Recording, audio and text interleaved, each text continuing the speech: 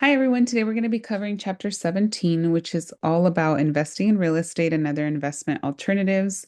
A lot of people always get excited about becoming real estate investors and, having your own house, buying investment properties and things like that. So, this chapter is focused more on kind of how to think through the asset class, which is real estate, as an investment option.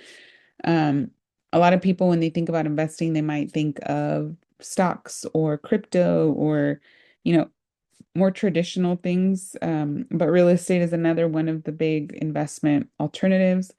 And we're also, crypto isn't necessarily covered very deeply in this chapter or in the book, but I do like to cover it because I do see it as an investment alternative and something that a lot of young, people are really into these days. So I do try to address it a bit just to give you a broader sense of it in the investment world, and just kind of thinking through how these might fit into your financial future.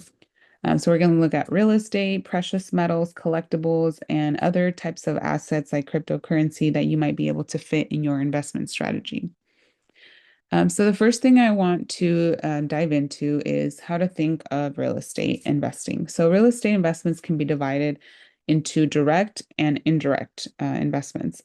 In direct investing, you hold legal title to a property. So this is you own the property by yourself. You're buying either a primary residence or an investment property. In direct investing, it's I think in the name itself, just think you directly own that property. Indirect investing means that someone else manages it. So maybe you invest through a group or a team of investors or through a company that might own the property. And some examples are they have something called basically there's like real estate stock in a way where you can buy like a bunch of holdings of real estate. And then there's something called a rate, which is a real estate investment trust. And this is basically a company that owns and operates, some kind of real estate. It allows individuals to earn dividends from the real estate without having to buy, manage, or finance, buy the properties yourselves. So there's also limited partnerships. So there's different ways where you can invest indirectly without necessarily having the direct investment where you buy the property and you are solely the one responsible for all aspects of that investment.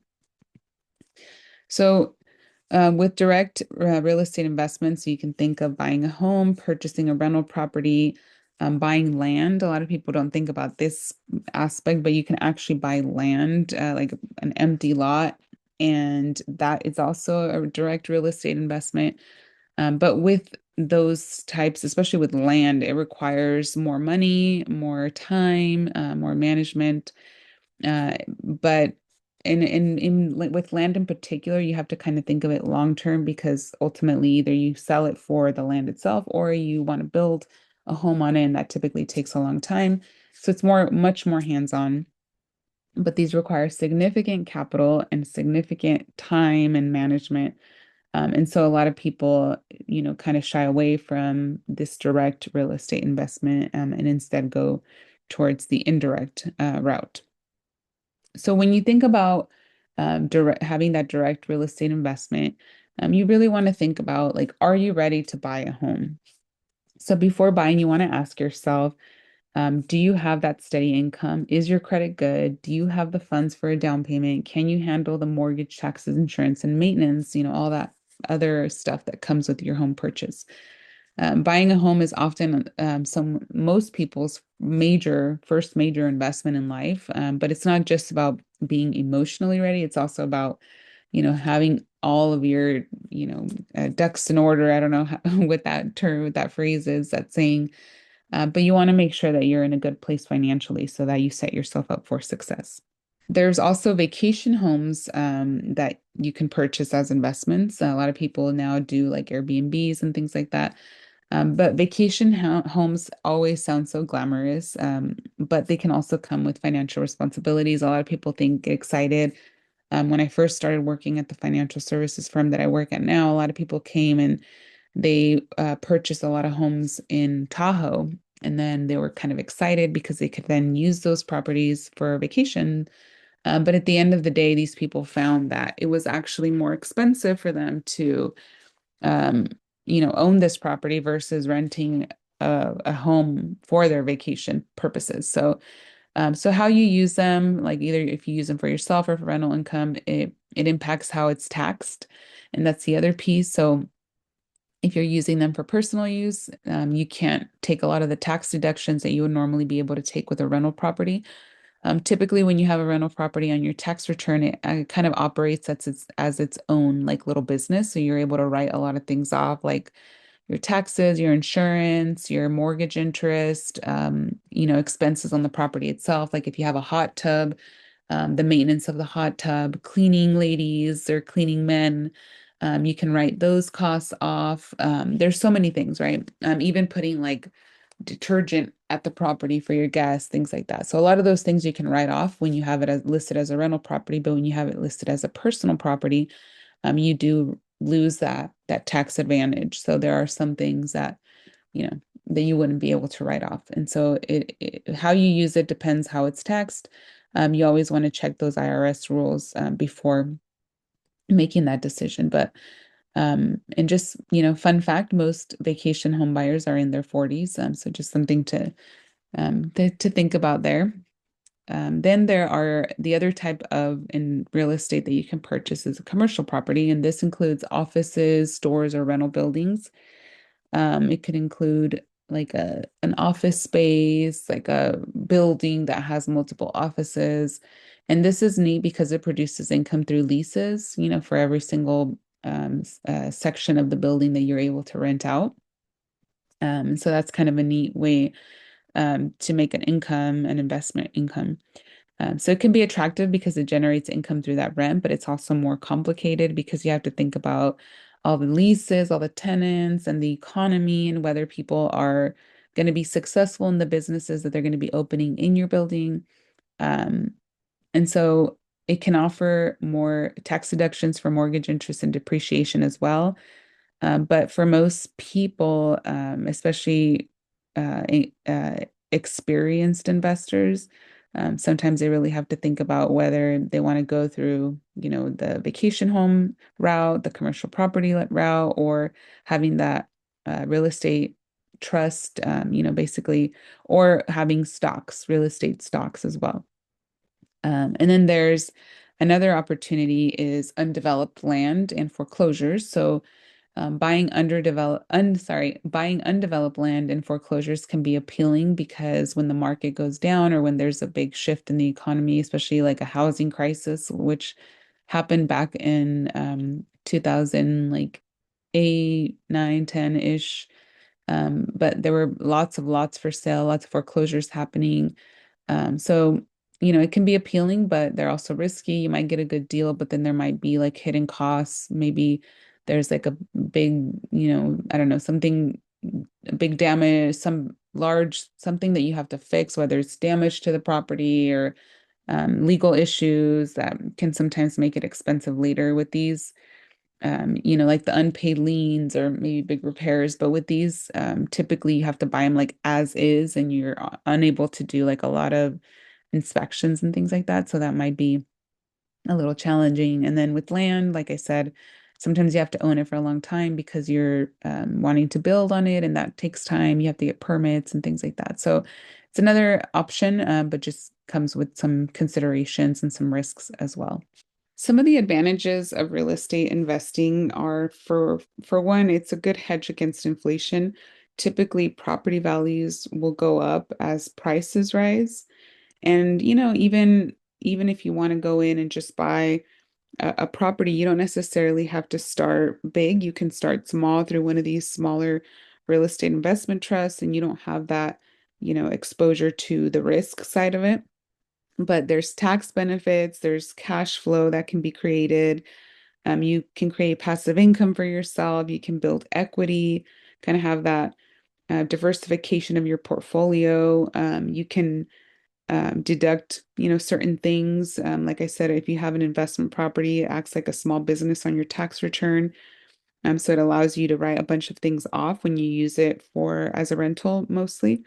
You can leverage, you can buy a house, and if you're able to rent out the house, for example, you can then leverage, any equity that you've built to purchase another property. You can even staying in the home that you own, you can still leverage your equity to try to, get loans or do something else with it. So there's different reasons, um, you know, whether it's creating financial leverage or just having something else in your portfolio that allows you to diversify your investments. There's many good reasons to do it. For me personally, I have several real estate investment properties that I started purchasing real estate very early on, but it was because I was able to do it because of the market.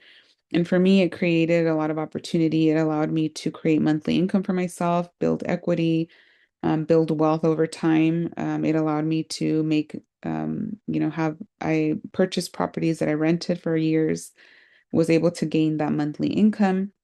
I had them rented, so someone else was paying the mortgage essentially. But whatever else I had left after paying all the bills, that was, income to me. And then I was able to also sell them for a profit after the property values went up. And so for me, it's been a blessing to have been invested in real estate, and it has really allowed me to grow my wealth rather quickly. I think more quickly than I would have been able to. I think with any other asset class. But like I said, it was mainly because of the time that I got into the market. I think it would be challenging for me to do that in today's market. But back then it was it was in the middle of the crisis, middle of the housing crisis. And so it created an opportunity that I was able to take advantage of.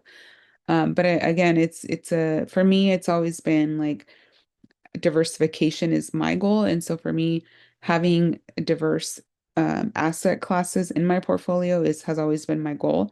And so for me, I have stocks and bonds, I have real estate, I have high yield savings accounts, I have bonds, that are through the government.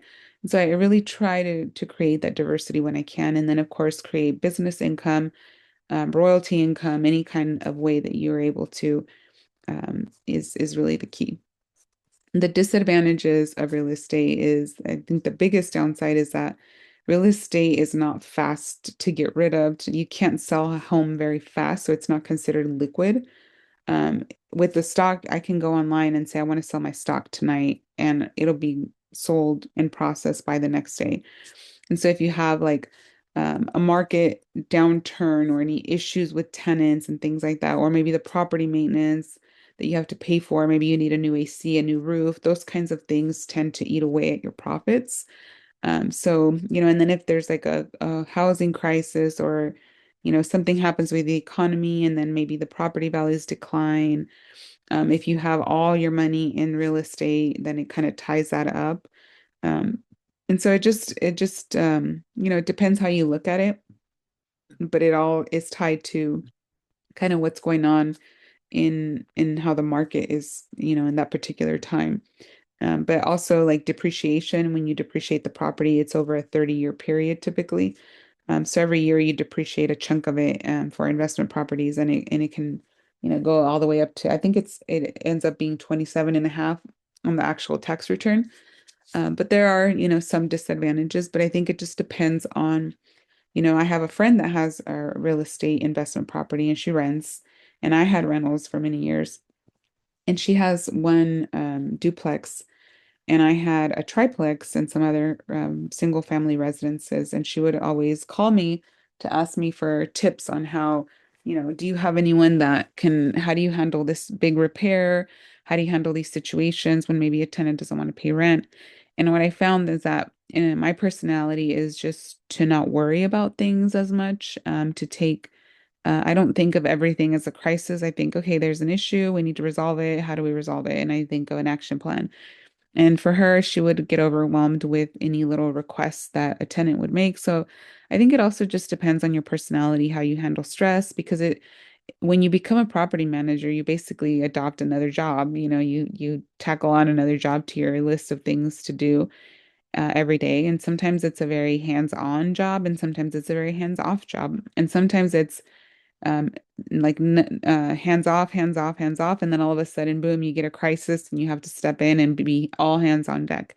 And for a lot of people, that's very stressful, and they can't handle it, and it creates stress for them. And so you have to also think about your own kind of personality and how you work.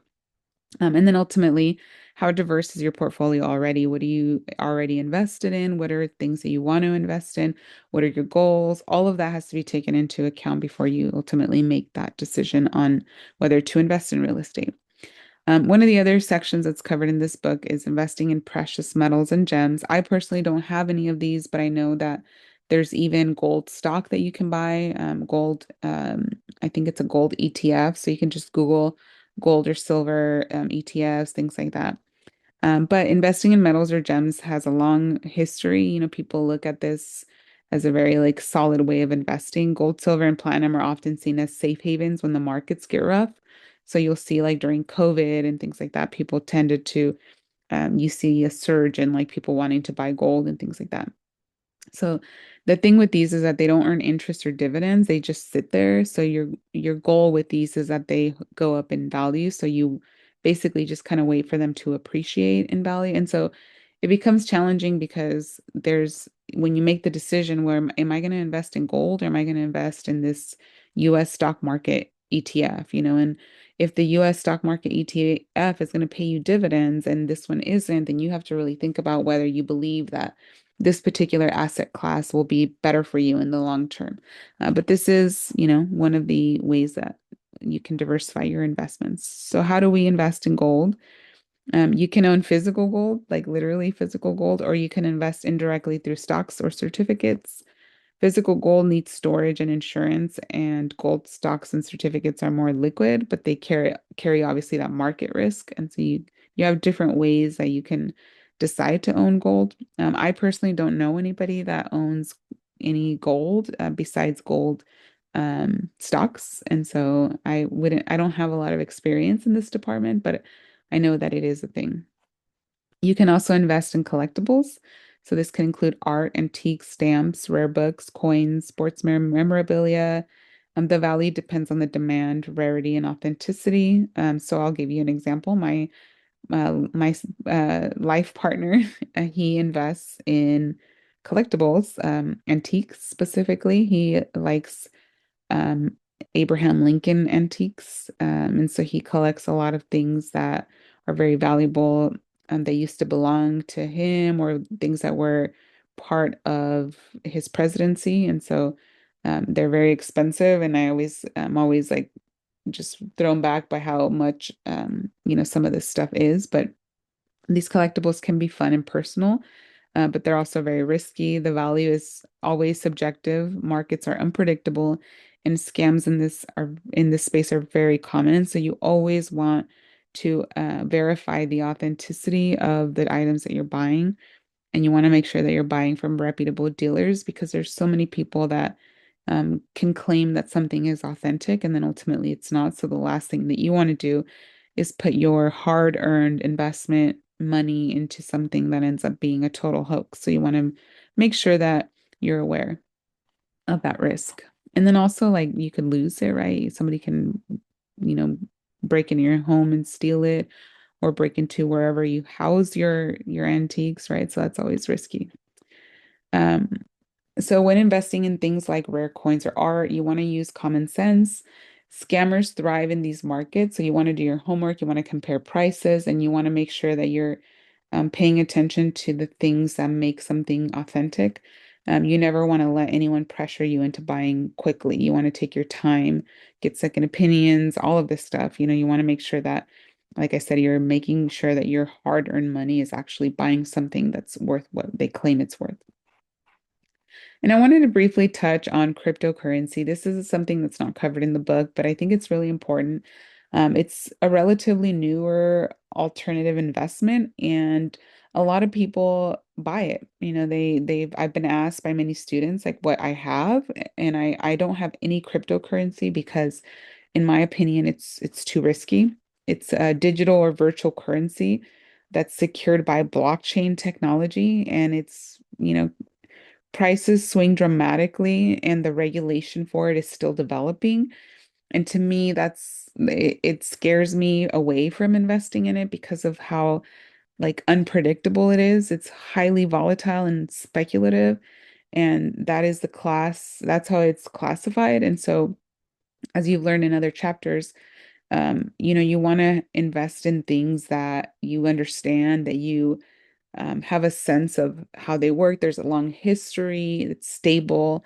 And this is a space that I don't trust yet, personally. And it's also not just myself, but if you look it up, it is considered a very highly volatile and speculative investment.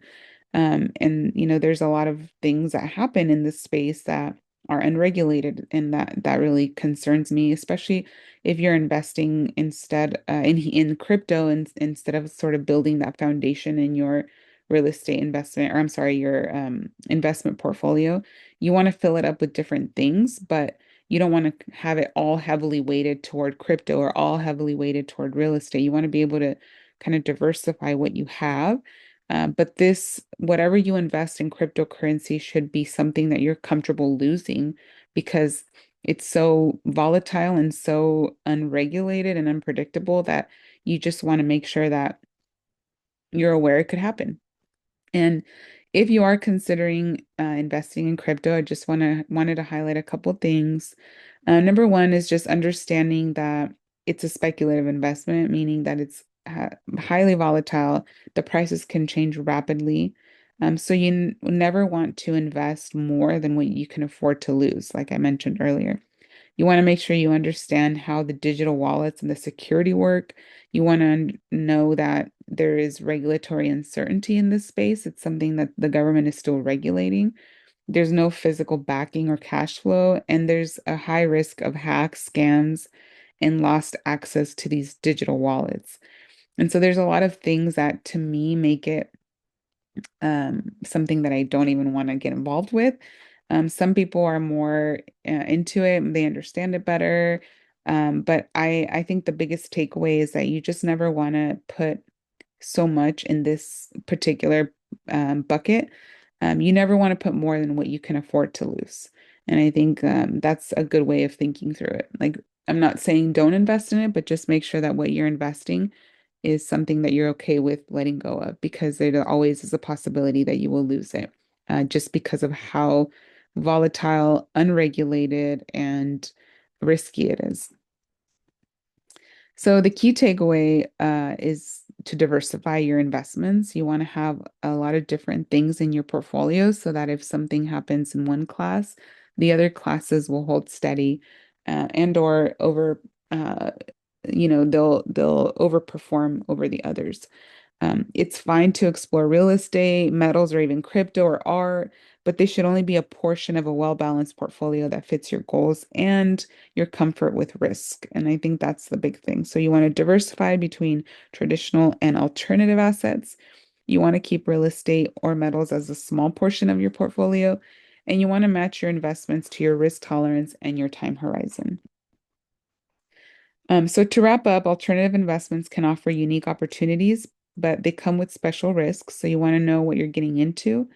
You want to stay diversified, and you always want to make informed decisions. So um, your investment in real estate can be direct or indirect. There's all these different alternatives that come with risk, but you are, encouraged, I think, to have a diversified portfolio. So it's just a matter of identifying what your portfolio, based on your age, your risk tolerance, and all that, what you can take on. And you always want to consider liquidity, which is how quickly you can turn that asset into cash. Obviously, the taxes and the long-term value in having that particular asset. So that is it for this week. Thank you.